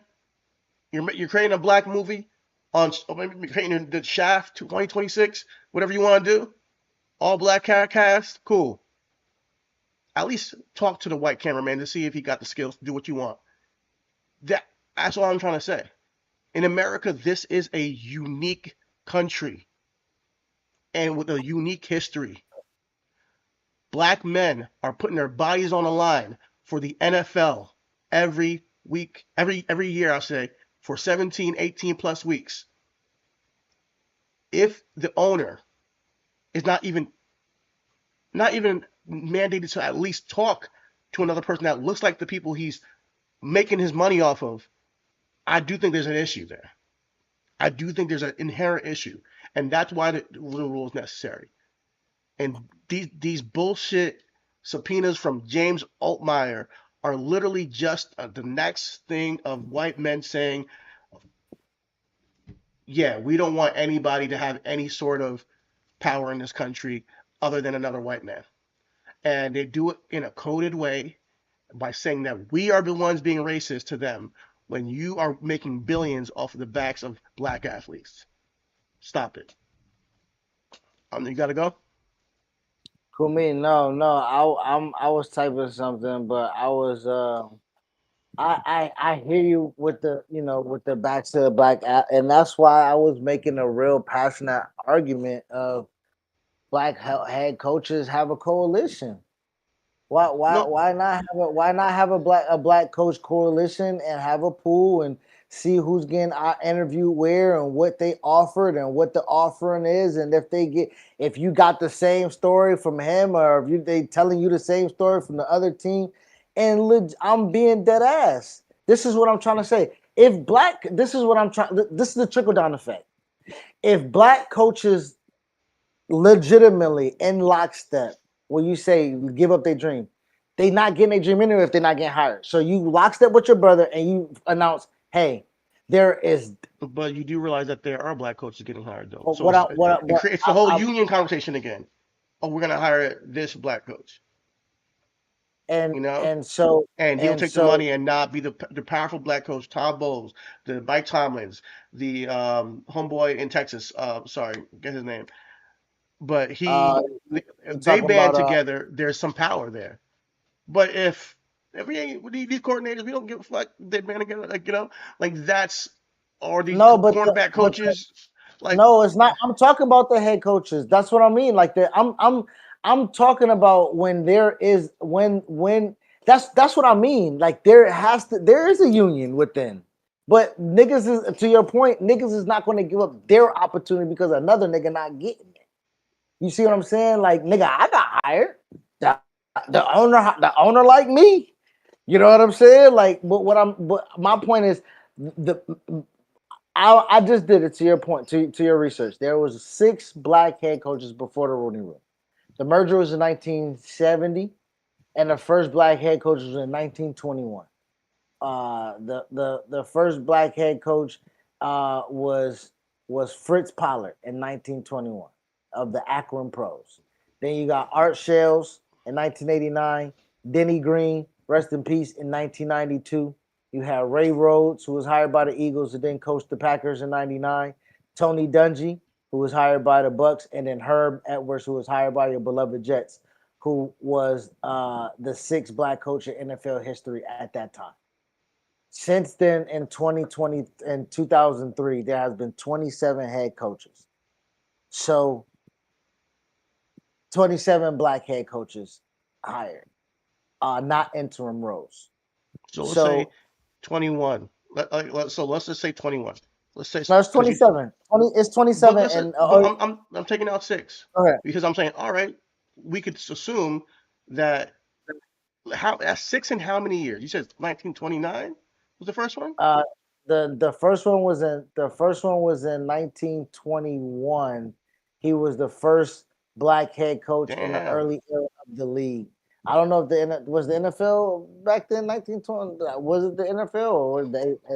But anyway, yeah. Oh, okay. Let's 19, say okay. What's the second one? the second one was Art Shells in 1989. 1989. Okay, Yeah, 1989. All right. yeah. And then till 2003 was the Rooney Rule. 2003. Mm-hmm. So 2003 minus 1999, that was 1989. 14 That was years. 14 years. It was 14 years. And we're kicking out.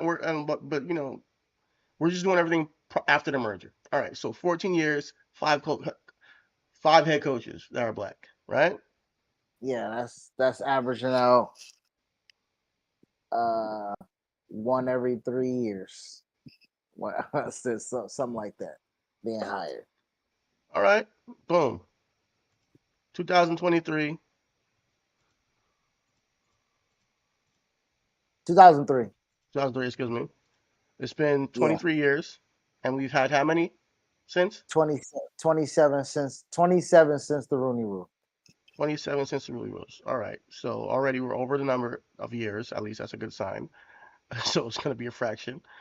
But let's say we take out. Let's say we take out 5. Let's say we take out 5. We have one black head coach per year. At least one black head coach per year. All right. Now, granted, I do think we should have more, but Yeah. I do think that proves that the Rooney Rule has been effective. The rate has gone up by like 3 times. The rate has gone up, but I do wanna name these coaches, and realistically, We don't have to do that. no, I'm about to. Marvin Lewis, Lovie Smith. Marvin Lewis in 03, Lovie Smith in 04, Art Shells again in 06, Mike Tomlin in 07, Jim Caldwell in 09, Raheem Morris in 09. Damn, Raheem Morris in 09? He's still getting head coaching jobs? Oh, nigga. Is that out the UAE? I wanted him to come to the Jets and be our defensive coordinator, but I know he didn't do that. Mike Singletary in 09, Hugh Jackson in 2011, Leslie Frazier in 2011, Romeo Cannell in 2012, Todd Bowles in 2015, Hugh Jackson again in 2016. Damn, nigga, Hugh Jackson, you get a check too, don't you? Anthony Lynn in 2017, Vance Joseph in 2017, Steve Wilkes 2018, Brian Flores 2019. David Cutley, get your ass out of here. Make room for D'Amico Ryans, nigga. D'Amico Ryans. Todd Bowles. They got Mike McDaniel in there. Shout out Mike McDaniel. What is he? He black? Multiracial. Okay, he's biracial. But is that it? Gerard Mayo. Gerard Mayo, Raheem Morris again, Antonio Pierce, and Aaron Glenn. Yep. Okay. Shit. And And the this is only just people black. that's just black. It That's doesn't just black. doesn't even count Robert Sala, who was I think he No, this don't was count. This don't count Robert. yeah, which he was part of the Rooney Rule. Let's be real. He got interviewed because Yeah, of the Rooney he Rule. was part. He was part of He it. Yeah. and there's other people who are not white who got interviewed and got jobs. So let's be real. Like there is a benefit to this thing, man. And I do think that I think we get away from the fact that there is a active anti anything that can help a black person, that thing that going on in America right now. Doesn't matter if it's hey, any type of inclusionary for anybody. It doesn't matter if you're white, a white woman. It doesn't matter if you're Latino. It doesn't matter if it's Asian. They don't want even Asians going to Harvard. Like they're against everything that's not a white man. That's going to benefit a white man. And they'll turn it around and say that it's racism against a white man.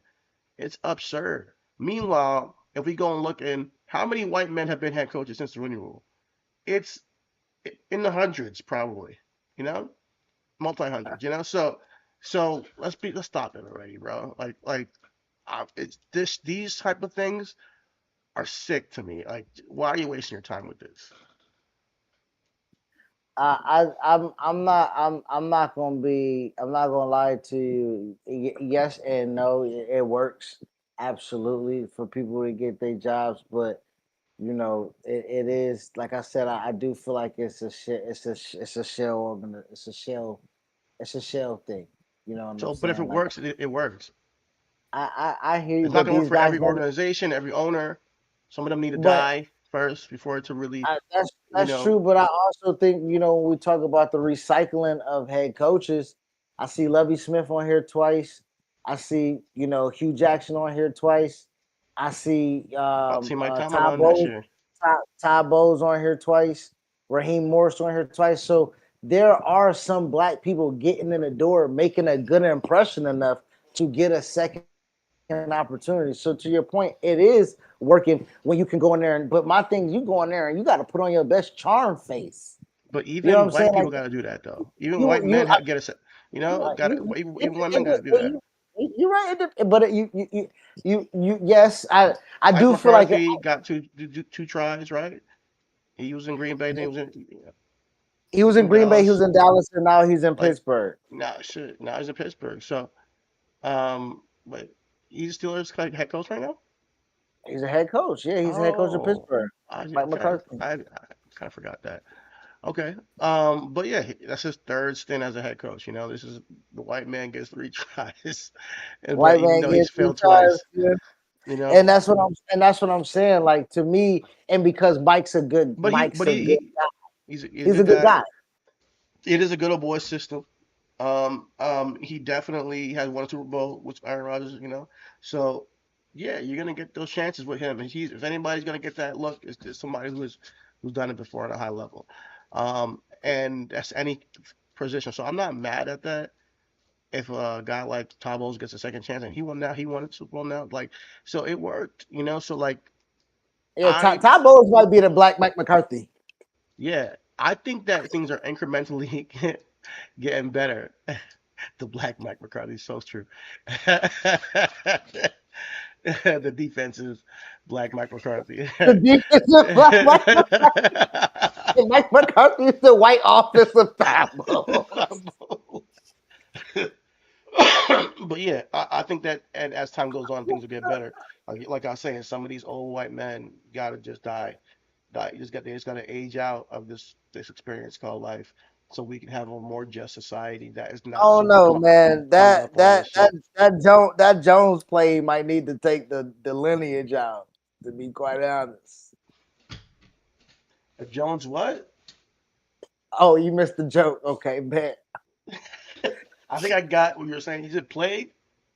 Said that Jones play need to just take everybody out. Plague? Was plain. Oh. Yeah. Oh my God, that's dark. That's I'm dark. just saying, if if Father Time gonna come and grab Jerry, we still got Steven. He need to he he he he might need to be like, oh daddy, and then go to, you know what I'm saying? With that being said, all is love.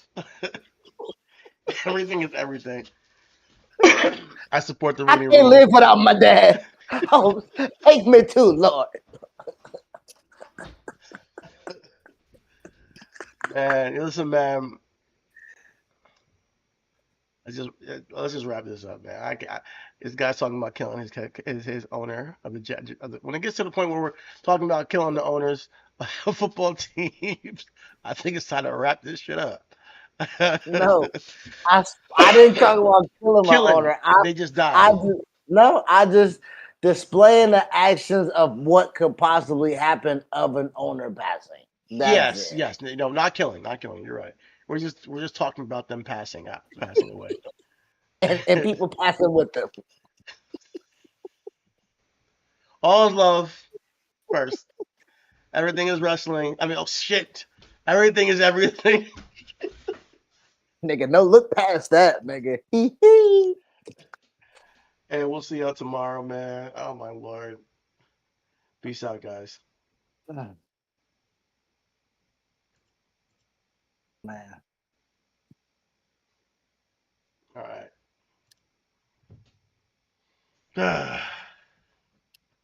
good episode. Good I gotta episode. rewatch it. What happened?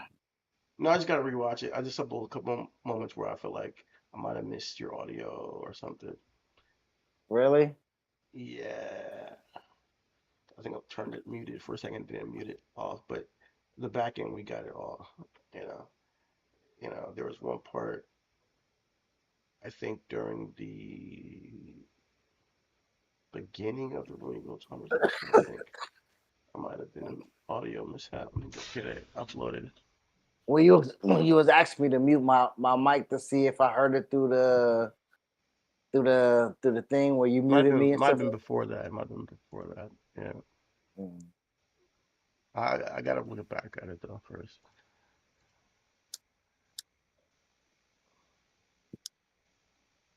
I might need to run a backup recording. That could be cool. That'd be cool. Even if I don't do number run a backup audio. So even if you have the video, we don't have to scrap all of Yeah, the. that'll be dope. Shoot. Yeah. So let me. I can run. I'll look into see if I can run Audacity, or if I can run Bandcamp.